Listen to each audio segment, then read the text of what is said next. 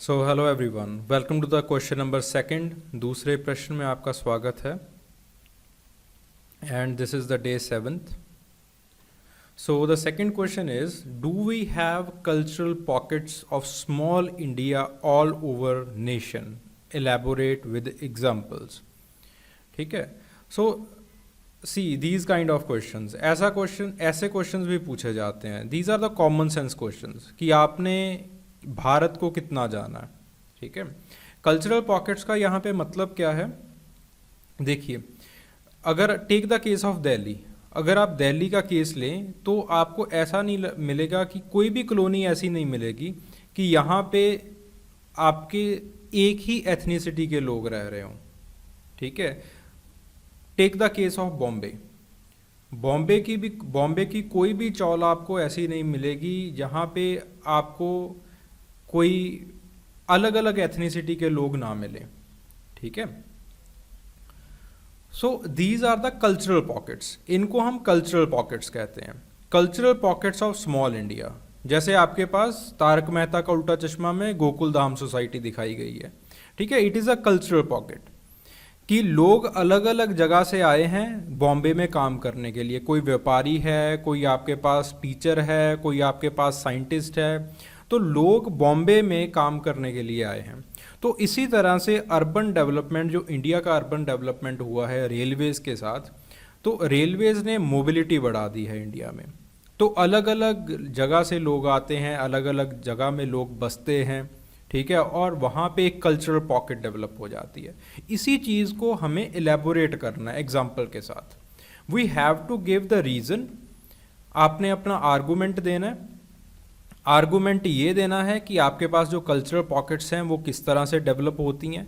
फिर उसके बाद उस आर्गूमेंट को सब्सटेंशिएट करना है with the help of examples. आपको एग्जांपल्स दे के उनको ही सब्सटेंशिएट करते रहना है। ठीक है। So first of all introduction, सबसे पहले आप इंट्रोड्यूस कीजिए।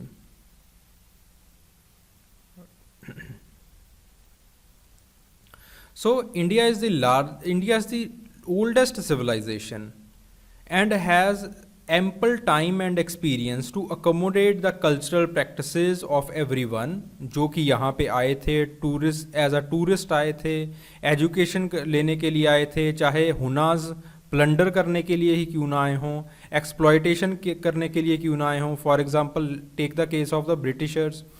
Now we have a section of Anglo Indians. हमारे पास एंग्लो इंडियंस का सेक्शन है। ठीक है। Tom Alter is one of them. Tom Alter का नाम तो आपने सुना ही होगा शक्तिमान में। ठीक है। तो कोई भी इंडिया में आया है, जो भी यहाँ पे बसा है, तो वो इंडिया में सेटल ज़रूर हो गया है। ठीक है। यहाँ पे सेटल होने के कारण उसने थोड़ा बहुत हमारे कल्चरल एलिमेंट्स को ले लिया और अपने कल्चरल एलिमेंट्स को उसने हमें दे दिया। तो इसी से जो भारत है, जो इंडिया है, वो इसी से बनता है। ठीक है। Then so now we will give the argument कि आपके पास जो कल्चरल पॉकेट्स हैं वो किस तरह से बने हैं। People from the smaller cities migrate to the urban centres. ठीक है। एंड द मेट्रोपॉलिटन एरियाज़, जैसे बॉम्बे हो गया, दिल्ली हो गया। लोग छोटे छोटे कस्बों से, छोटे छोटे शहरों से ऑल ओवर द इंडिया आपके पास इन अर्बन सेंटर्स में आके बस गए। ठीक है। In the search of employment, education etcetera. और इसी तरह से आपके पास ये जो कल्चरल पॉकेट्स हैं ये बनती चली गई। क्योंकि लोग जब बाहर से आते हैं, अर्बन छोटे से कस्बे से अगर कोई इंसान अर्बन सिटी में आ रहा है जॉब की तलाश में, एजुकेशन की तलाश में, तो वो सस्ता घर ढूंढेगा। ठीक है। हर किसी का अगर सस्ता घर ही इंटरेस्ट है, लेट से हमने एक सस्ती सोसाइटी बना दी, तो वहाँ पे साउथ इंडियंस भी आके रहेंगे, वहाँ पे आपके पास नॉर्थ इंडियंस भी आके रहेंगे, नॉर्थ ईस्ट इंडियंस भी आके रहेंगे। अलग अलग एथनिसिटी के लोग हैं वो वहाँ पे आके रहेंगे और ये एक छोटा सा इंडिया वहीं पे बन जाएगा, वहीं पे क्रिएट हो जाएगा। ठीक है। सो दैट इज़ हाउ बहुत सारे जो मेट्रोपॉलिटन सिटीज़ हैं, जैसे दिल्ली है, बॉम्बे है, मुंबई है, कोलकाता, चेन्नई, बेंगलुरु, या फिर कोस्टल इंडस्ट्रियल हब्स हैं, सूरत है, कोची है, विशाखापट्टनम, इंडस्ट्रियल सेंटर्स हैं, Ajmer, Amarnath.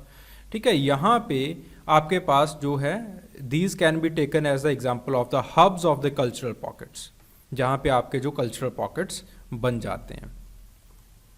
Then there is a provision of the multi-story housing societies. ठीक है, मल्टी स्टोरी हाउसिंग सोसाइटीज़, जहाँ पे आपको फ्लैट्स मिल जाते हैं. फ्लैट्स आपको क्या मिल जाते हैं, दूसरा पॉइंट जो हमारा था वो है अफोर्डेबल. ठीक है, अफोर्डेबल फ्लैट्स मिल जाते हैं, because everyone is in the search of the affordable flats, तो वो यहाँ पे हाउसिंग सोसाइटीज़ में रहना शुरू कर देते हैं.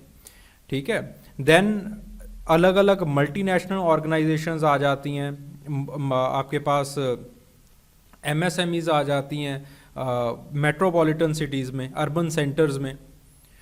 तो उसमें काम करने के लिए, सिंस द मल्टीनेशनल ऑर्गेनाइजेशंस, उसमें काम करना हर किसी का ख्वाब होता है.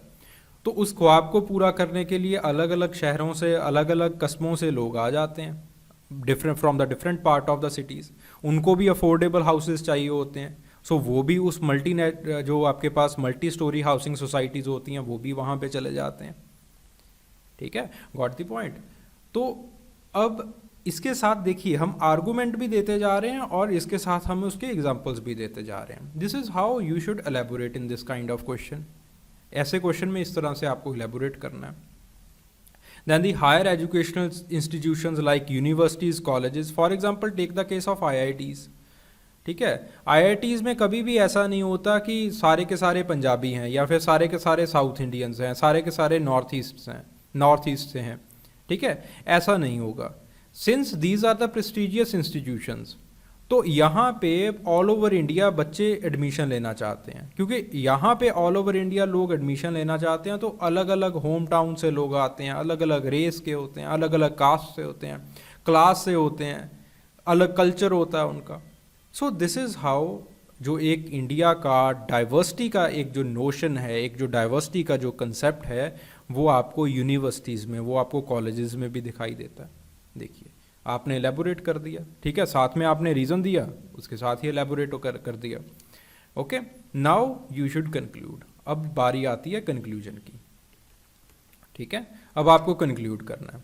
So it is very clear to us that the India has a cultural pocket all over the nation. पूरे नेशन में ये जो कल्चरल पॉकेट्स हैं वो हैं. ठीक है, with a different set of values, outlooks, जो कि हर एक इंडियन की जो कल्चरल हेरिटेज है उसको इनरिच कर रही हैं. और इसी के कारण हम जो इंडिया है, it is Indeed one of the cultural super powers of the world.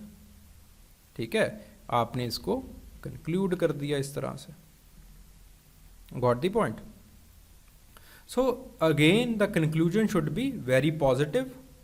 ठीक है, कंक्लूजन में कोई नया इशू नहीं उठाना है. यहाँ पे कईयों ने कम्युनलिज्म का इशू उठा दिया. ठीक है, conclusion should be to line to the question. ऐसा नहीं लगना चाहिए कि अब कंक्लूजन में नया कोई इशू आ गया या फिर कंक्लूजन बहुत ही अब्रप्ट था, बहुत ही डिस्क्रीट था. ठीक है, conclusion should be very positive, very progressive. Okay, so in the conclusion you have to give the opinion. ठीक है, तो इस तरह से आपने अपना जो है वो ओपिनियन दे दिया कि इसी वजह से, इतनी डाइवर्सिटी, इतनी हार्मनी होने की वजह से ही आपकी जो इंडिया है, your nation, it is one of the cultural super powers. जो सॉफ्ट पावर डिप्लोमेसी है, it is on peak in India. ठीक है, तो इस तरह से आपको बताना है. This is how you should conclude. If you have any query, any doubt regarding anything, do write in the comment section. I'll try to resolve the doubt. I'll try to resolve the query. Thank you very much.